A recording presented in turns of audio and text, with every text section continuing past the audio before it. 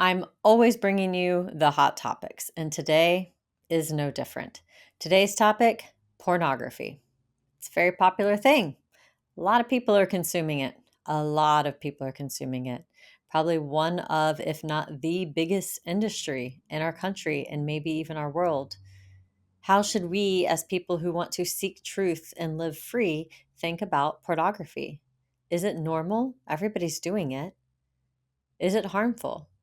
We are going to answer all of these questions and more on today's episode of Unhindered.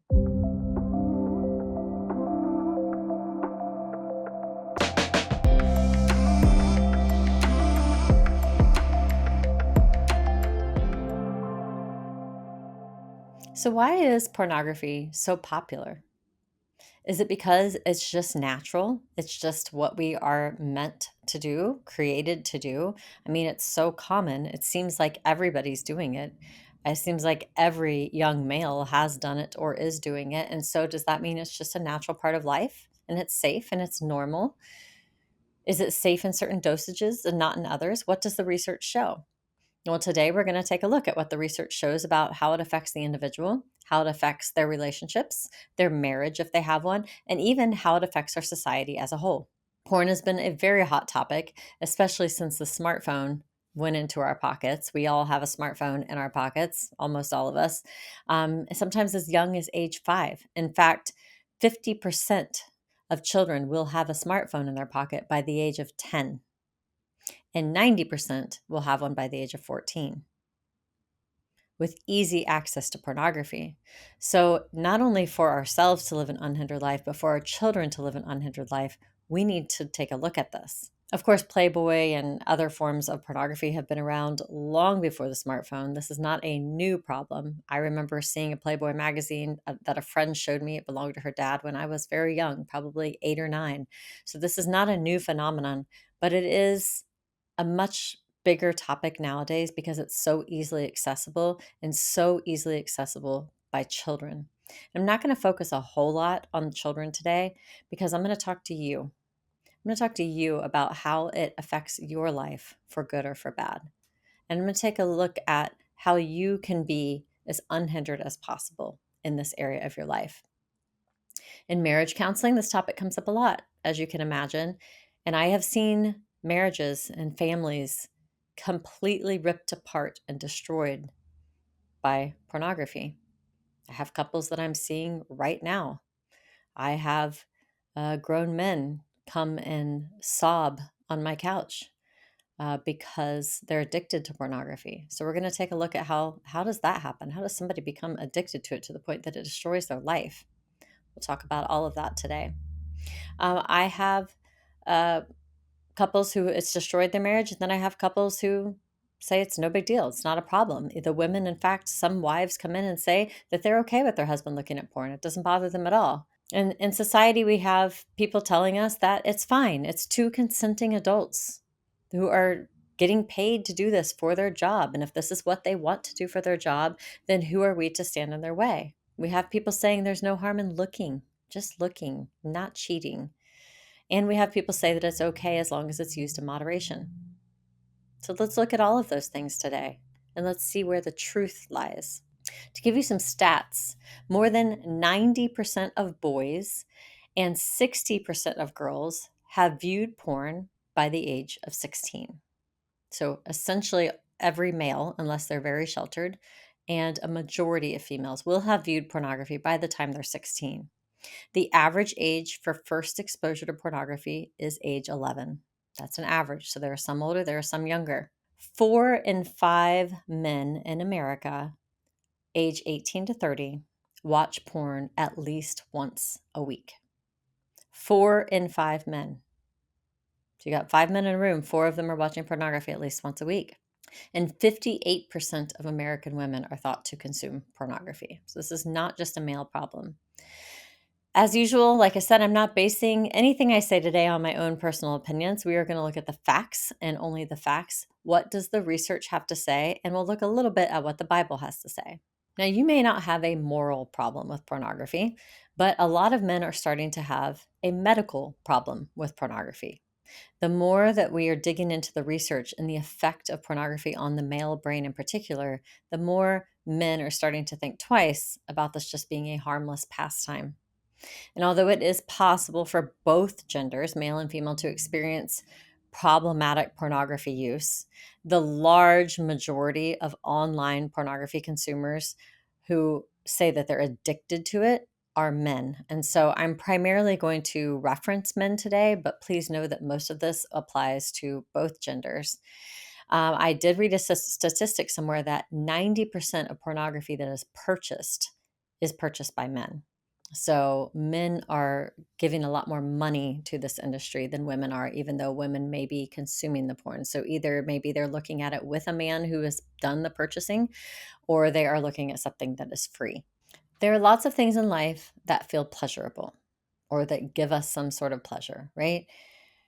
Drinking alcohol, eating sugar, sex, lots of things give us pleasure. But we know that when something is pleasurable, it's not wise to have no boundaries around that and completely indulge ourselves, right? We want to have limits. For instance, if we take sugar, our primitive part of our brain says, yes, more of that, more of that, more of that. At least for me, I have a sweet tooth. I know some people don't, but some people it might be chips.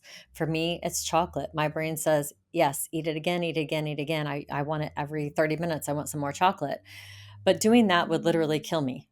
So thankfully, we as humans are smart enough to go, I need to put some limits on that pleasure.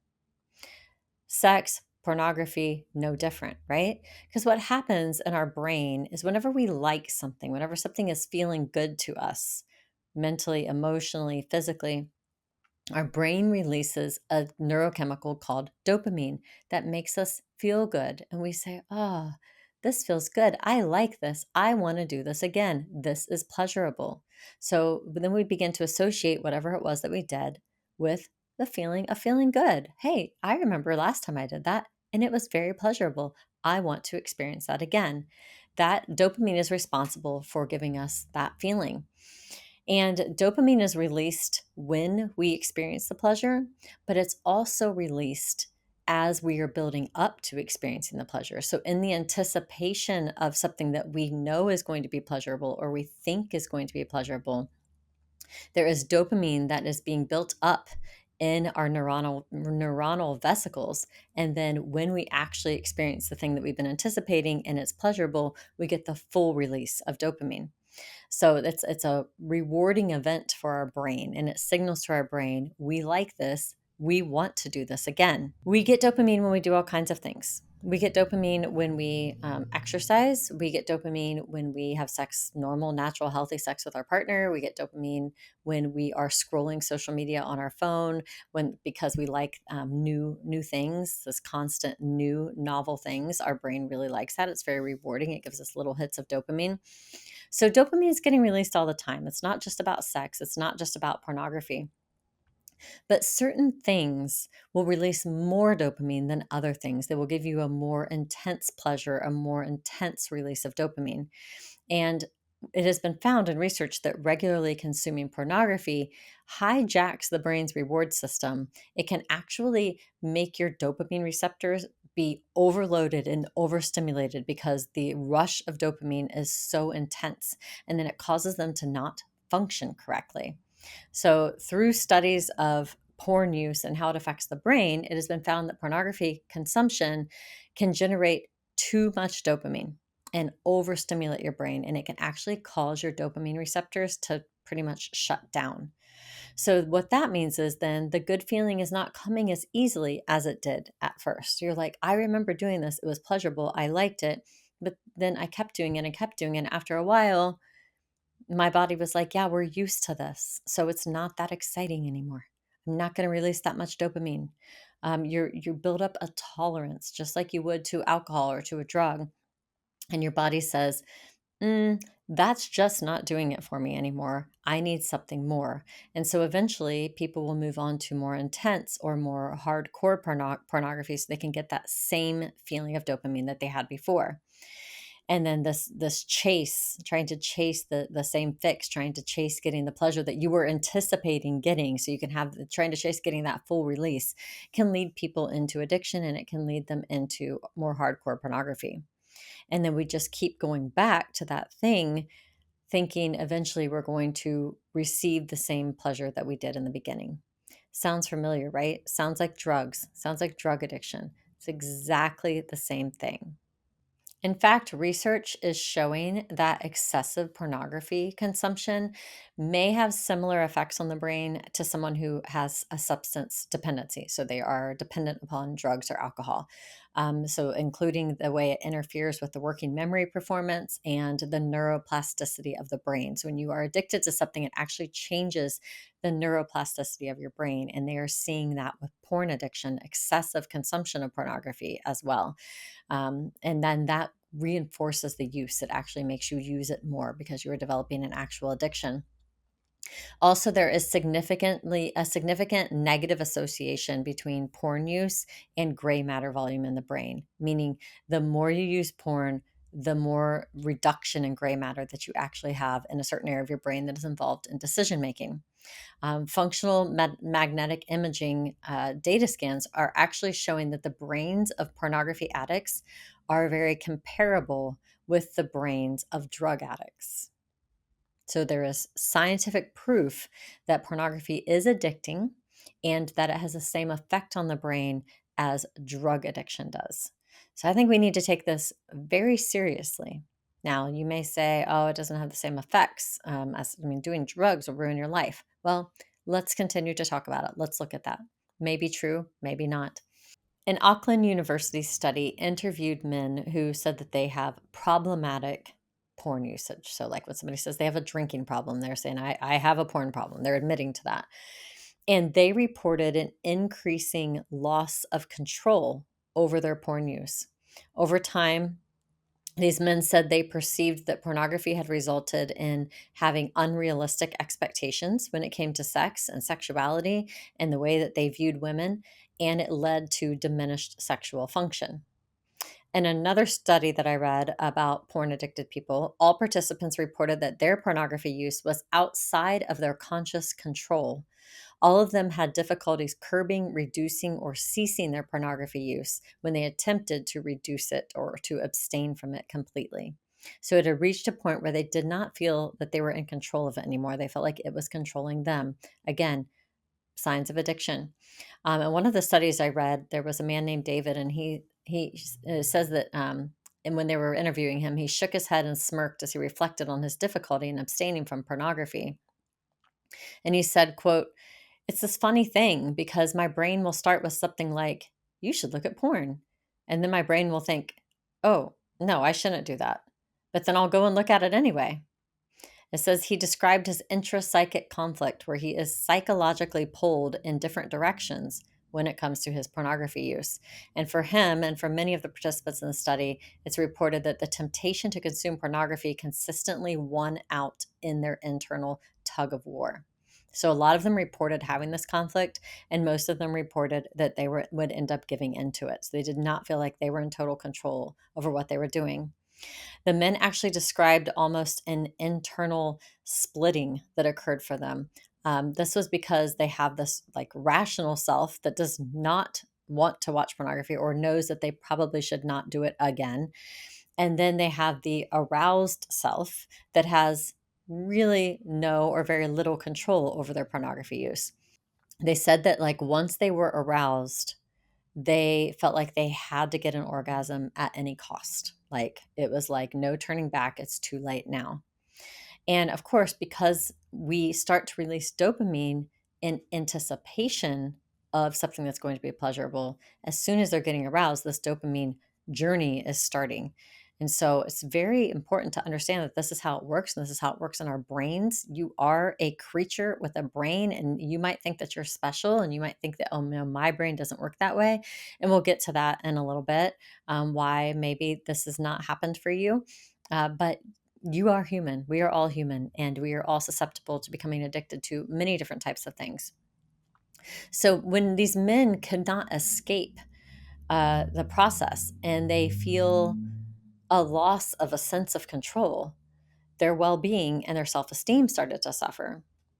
And porn became less a choice that they were making, like, purposely out of purposeful motivation because they were stimulated, and turned into a compulsive and automatic habit, um, devoid of pleasure at certain points. Eventually, they weren't even getting the pleasure from it because their dopamine receptors were not even working anymore. They're trying so hard to get that same pleasure and not able to reach it.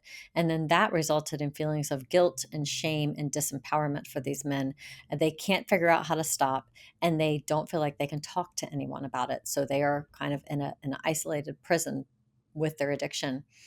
The men report in the research that their porn viewing makes them feel less motivated, less engaged, and like a less energized version of themselves. After they would look at porn and masturbate, they would say they didn't really feel like doing anything after that. Obviously, there's a biological reason for that. After a man orgasms, he is typically going to feel sleepy or more tired, have less energy. But also, I think the mental and emotional side of it, where they were wrestling with feelings of guilt and shame and frustration over the loss of control of what they're doing, that also is very unmotivating for a person. And it's becoming a bigger and bigger problem, even outside of thinking about it in terms of addiction, because, like I said earlier, children are viewing this. Average age of exposure is 11. Almost all males and majority of females have seen it by the age of 16. And the findings and research suggest that viewing this in childhood and adolescence may negatively influence the child's formation of their sexual identity and of their relationships because of unrealistic gender stereotypes that they're witnessing in pornography, because of the relations being unrealistic in pornography, because of physical perfectionism. They start wanting to have their body look a certain way. This is true of both genders, but in particular, females are wanting to change their bodies, get plastic surgery. Pornography is creating this very unnatural an unreal culture of sexualization and body dissatisfaction, which is probably related to the increase in plastic surgeries that we're seeing in our culture. And this pornography related body perfectionism might be linked, they say, to narcissistic tendencies. Some studies are indicating that sex addiction is positively related to narcissism. So, the more narcissistic someone is, the higher likelihood that they probably are excessively consuming pornography. And that's what is turning them into that type of personality, which I find very interesting. Okay, so we talked a lot about how excessive pornography consumption affects the individual, how they can become addicted, how it can affect their body image and their formation of their sexual identity, and all of those things. Now, let's talk about how it can impact their relationships. So, when men do become addicted to pornography, they will start to prefer porn and masturbation over having sex with their partner. The pornography is more addictive than having sex with their partner. They're getting a bigger dopamine release from masturbating to pornography than they are from having sex with their spouse, because it's easy, it's guaranteed, it's very visually stimulating, it's a quick dopamine release with more intensity. So think about eating cake for dinner or eating a chicken breast and asparagus for dinner. Which one is going to give you a bigger dopamine release? Eating cake, right? Both are delicious, right? You might say, I like all of those things, but which one is easier and gives a bigger dopamine release? Well, you got to go cook the chicken breast, you got to cook the asparagus, it takes time. Cake, you could literally just go to the store, pick up a cake, and just start eating it. Not only is it going to taste better and be more pleasurable, but it's faster, it's easier, it's a guaranteed enjoyment. With the chicken, you might cook it a little too much, it might be a little tough. Asparagus might not be fresh. It's not totally guaranteed. That is exactly what is happening when a man becomes addicted to porn. Having sex with his wife or whoever is just not the same. It does not give the same dopamine release, and it's tempting to want to just keep going to the easier thing. Think of your children if you have them. I know with mine, once they started having sugar, they didn't want vegetables so much. They would rather have the sugar. Oh, no, I don't want that for dinner. I want this, right? They want whatever it is that tastes sweeter. Because guess what? Their brains work just like you and I's brains, and they are human, and they are getting a dopamine release when they have sugar, when they have something pleasurable. And so they're more drawn to that. Arousal and satisfaction in the man who's addicted to porn become tied to porn. So in order to be really aroused, in order to be really satisfied, it's now tied to that thing rather than tied to their partner.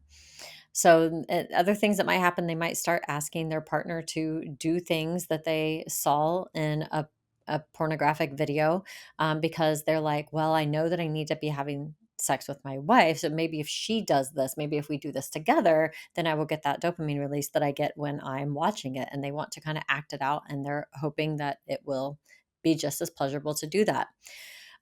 Next thing you know, they're using their spouse for a dopamine hit rather than for mutual enjoyment and pleasing of one another and being intimate and being close and connecting, what sex is supposed to be about.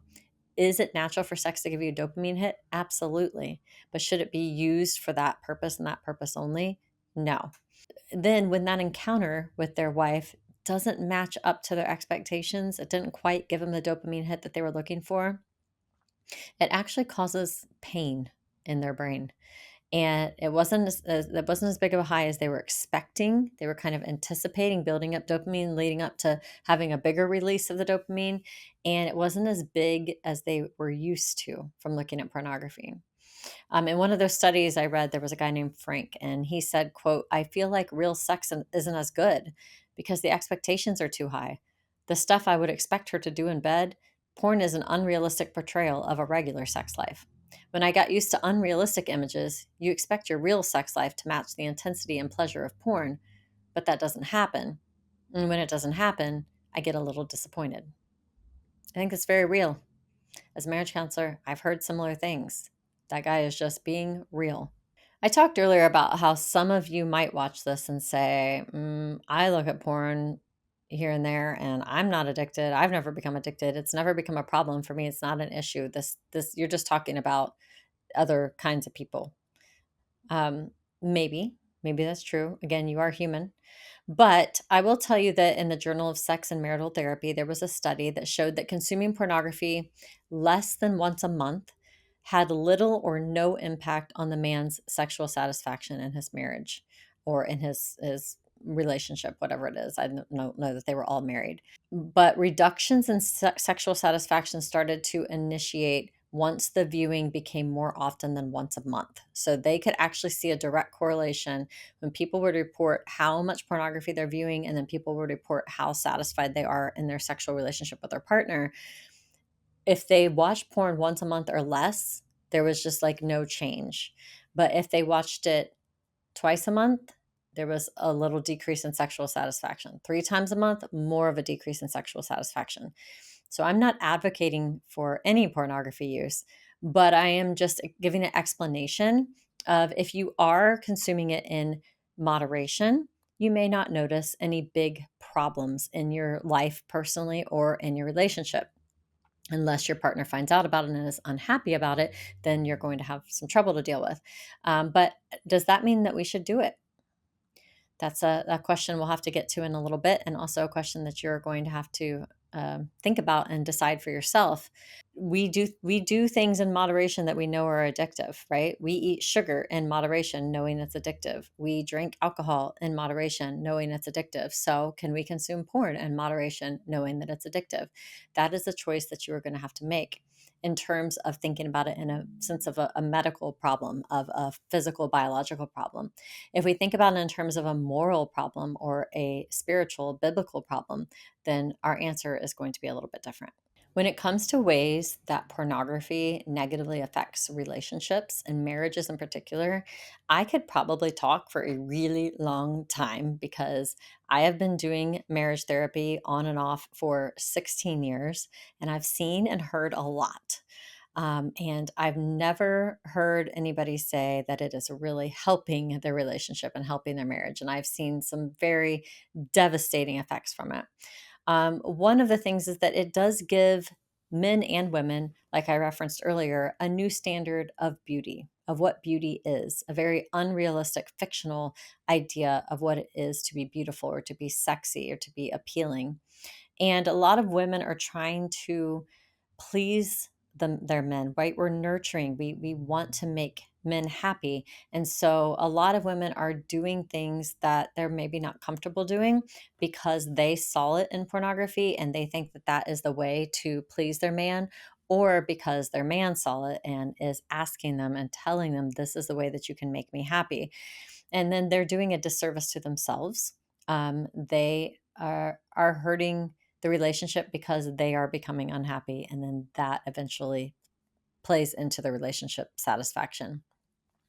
A UCLA study found that excessive pornography consumption had a positive correlation with loneliness. There was a 2019 study somewhere else, I forget where it was, that said that pornography consumption was inversely related to relational satisfaction and closeness, while being positively related to loneliness and depression. So that means the more you consume pornography, again, people reporting how much they're consuming it, the more they consume it, the less relational satisfaction and closeness they feel with their partner.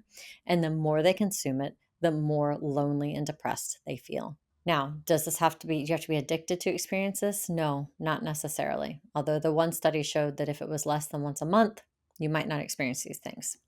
And while there are a lot of women who have been completely desensitized to pornography, society has told them that it's normal, every guy does it.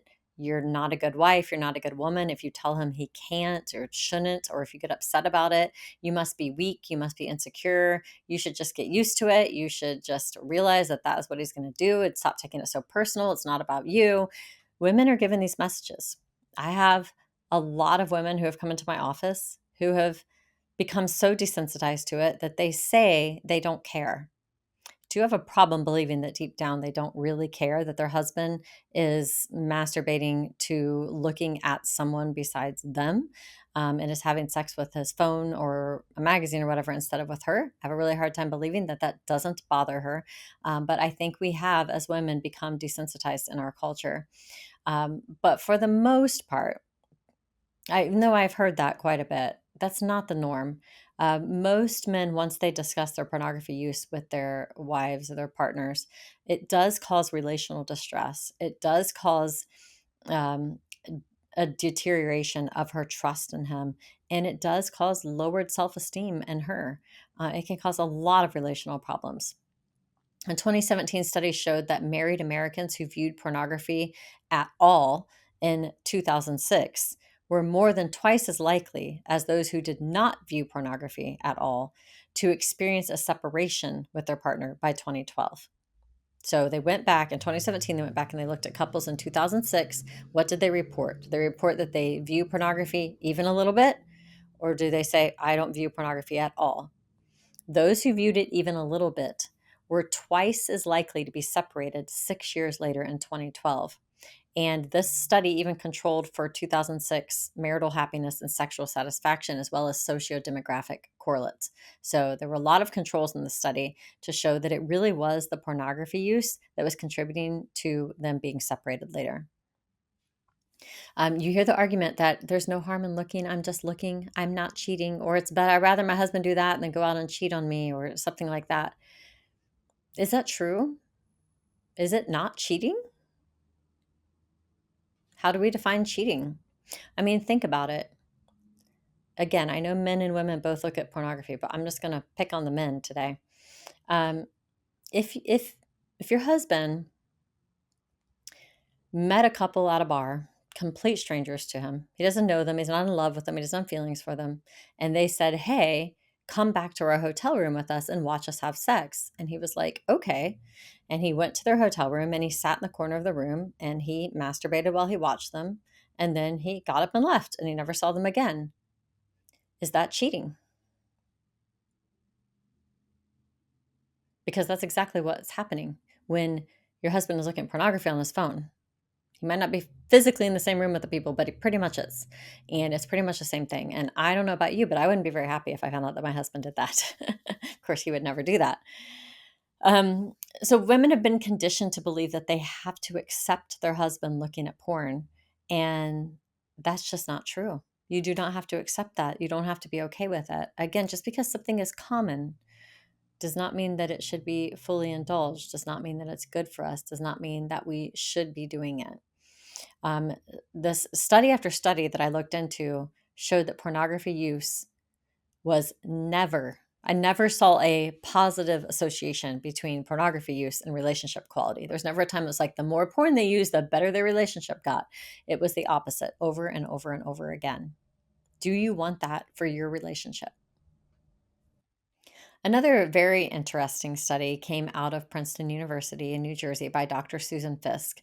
And she found that the part of the brain that lights up when a man looks at pornography or watches a pornographic video is the same part of the brain that lights up when he looks at objects, when he looks at a power tool or a hammer, and not the part of the brain that lights up when he looks at human beings in front of him in the flesh, not the part of the brain that lights up when we look at people. It was the part of the brain that lights up when we look at objects. So when a man is viewing pornography, he is seeing those images as objects. So the Dr. Fisk said that the changes in the brain activity suggest that porn can shift the way men perceive women, turning them into people, not people to interact with, but turning them into objects to act upon. So rather than a person to interact with, women, all women, not just the ones in the video, become objects to act upon. So if you think about it, when a man is watching pornography, dopamine and testosterone are being released by watching something, by passively watching and observing something rather than being released because they're engaging with someone or with something. So that rewires the brain. The brain is very plastic. It's very plastic it's more plastic. The younger you are, the more plastic it is. So these kids viewing it is even more detrimental in terms of their brain development. It is going to lead to them having dopamine release issues with engagement. So actually engaging in a physically in-person intimate encounter is going to be harder for them to release dopamine when they've started tying it to dopamine being released upon passively observing something rather than actively engaging with it. Research shows that sexual objectification leads to the expression of aggressive attitudes and behaviors toward women.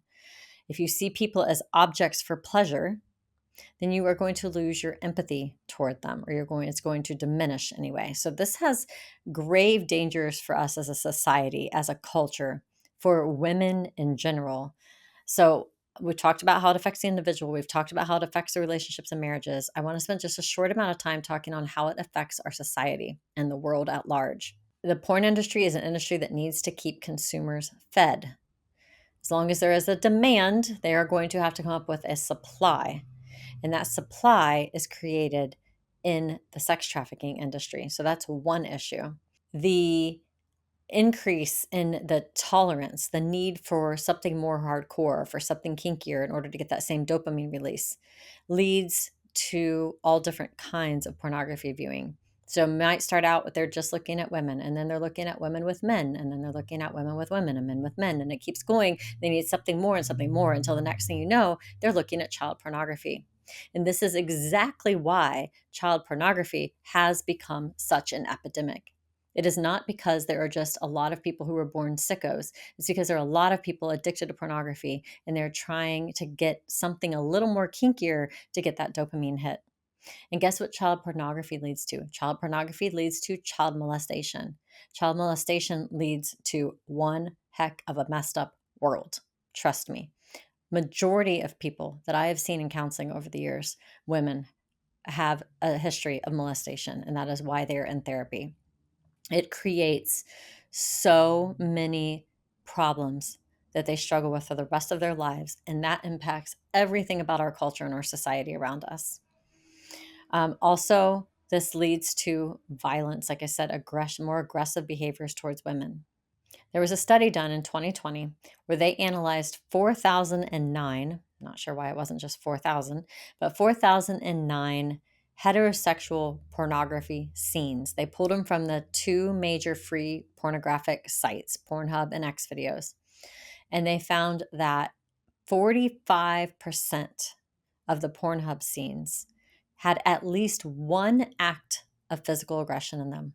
And they define physical aggression as spanking, gagging, slapping, hair pulling, or choking. There were some others, but they said those were the 5 most common ones. 45% of the pornographic scenes that they observed on Pornhub had at least one act of physical aggression, and 35% of the scenes on X videos. Women were the target of the aggression in 97% of the scenes. It was rarely ever targeted at men. And the response to the aggression in those scenes was neutral, positive, or barely negative. So they're having violent things done to them, and they're either acting like they like it or they're acting like they have no feeling towards it. Extremely unrealistic. Aggression is common against women in online pornography, and the repercussions for being aggressive, they're teaching them that it does. You can do that, and the woman will either like it or not care about it. Porn makes violence sexy. Dr. Jennings Bryant said that the more porn one is exposed to, the more likely they are to trivialize rape. This doctor found that the more porn someone is exposed to, the more likely they are to become accepting of or to trivialize rape. They did an experiment, and after watching just 5 hours of pornography over a 6-week time frame, the people in the study were willing to cut the sentencing of an accused rapist in half, and those who they did not show pornography to were not willing to cut the sentence in half. Pornography perpetuates the lie that we women just exist to give men pleasure. That's our only purpose. We're just these hollow vessels with no feelings of our own, no thoughts of our own, and we are just here to satisfy the man, and we are just objects for his pleasure to be used. That's not true. That's unrealistic. And our men and our little boys and our teenage boys are getting the idea that this is true and that this is the way to interact with females around them. Perhaps the worst thing about porn is not what it does to the person or what it does to their relationships, but what it is doing to our world. The things that I mentioned earlier. It's not just hurting you. Pornography fuels sex trafficking, specifically child sex trafficking. It is fueling that industry. Your demand is causing the supply. The mainstream industry operates in such a way that coercion is just baked into it. Pornhub's biggest partner channel, Girls Do Porn, has been indicted on multiple counts of sex trafficking. This is not the fringe. This is not like, oh yeah, I know there are some rare fringe videos that might have like sex trafficked videos in them. No, this is mainstream. And 2 consenting adults engaging in what people call ethical porn is the exception, not the rule. And, people will probably bring up OnlyFans as part of this discussion. Women they're exploiting themselves. They're exploiting themselves. These women, if you listen to interviews with them, many of them have been molested as children. They had a fatherless home. These women think that their only value, their only worth is to sell their bodies. And if you are playing into that, if you are purchasing that, if you are consuming that, you are just reinforcing the idea that that is the only worth, the only value that they have. At the root of the commercial sex industry is male demand. I told you that one statistic said that 90% of porn that is purchased by a man. So male demand is driving this. And the demand is cultivated in the very soil of our very pornographic culture. We're living in a pornographic culture. You can't turn on the TV, you can't go somewhere, you can't look at anything without having soft porn in your face. It's everywhere. It's normalized, it's accepted. And that is why I feel like I need to speak out in this video today. You need to realize what it can do to you, what it can do to your relationship, and what it is doing to our world. And stop demanding more supply of this. Also, porn videos are what they use when they get sex trafficking victims, child sex trafficking victims, which are not always from other countries. They get them from America, they get them from everywhere. Guess what they use to teach them? Here's your training video, sit down and watch porn, and then this is what I'm going to want you to do with so-and-so when they come and give me some money. Everybody who traffics humans for sex, all the child sex traffickers out there, it all started with them viewing pornography just one time. I don't think they just woke up one morning and was like, I want to be a child sex trafficker. Maybe if they're extremely cold, greedy, money hungry, maybe they did just wake up and say, hey, there's a lot of money in this, I'm going to go do it. There are probably a few people out there like that. But for the most part, these people started watching porn probably at a very young age, and it escalated and escalated and escalated until they were in jail for child porn, or until they were a sex trafficker, or like the couple that I see right now in my office, he lost his entire family. His kids won't even speak to him because he had a porn addiction since he was six. Since he was six, and he's in his 40s. And it consumed him and consumed him and consumed him until he started cheating on his wife.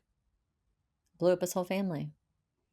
The man is broken and bawling on my couch. And he doesn't know how to fix it. And he doesn't know how to control it. It's gone so far. I don't want any of you to get there. I don't want any of you to build up a tolerance that you need more and more until you are doing things that you never thought in a million years that you would do. If you watch this video, the next time, if there is one, that you go to consume porn, you have to really compartmentalize things, don't you? You have to really jump through some hoops. You really have to put up some walls, get yourself to not care that you might get addicted, to be in denial about that, to not care how it affects your relationships, to not care that you are demanding something that the supply is being fed and fed with children, that you are playing into and promoting and paying into something that is destroying our world. And why? Because you narcissistically want to have an orgasm, have a big dopamine hit. It's for you. And you're going to jump like over all those mental gymnastics you're going to do to make yourself not care and just be selfish. I'm calling you to something higher. And if you are the spouse of someone who is looking at pornography and you have accepted it, I'm calling you to something higher. Your relationship can be so much more than it is right now. Just because we like something does not make it okay. We like sugar, we like lots of pleasurable things, doesn't make them good, doesn't mean we should indulge them, doesn't mean we should let ourselves get addicted to them. And lastly, we know if we're Christians, this is not okay. I've given a whole video here on why it's not okay that did not involve anything to do with what God says. I give all the reasons from science. If you put that together with what God says, we have no excuse. We have no excuse. Jesus said that if you even look at someone else who is not your spouse to lust after them, you have committed adultery in your heart. So when people say, I'm just looking, I'm not touching, Jesus doesn't care. If you're not married, this still applies to you. If you're lusting after someone that is not your spouse, so you are not married to them, whether you're married or whether you're not, you're committing adultery. Committing adultery to your future spouse or your current spouse. This is not good for us. And so I'm going to call you to live an unhindered life, a life that is not hindered by being addicted to anything, most especially not being addicted to pornography. Let's make our world better, one person at a time. Start with you.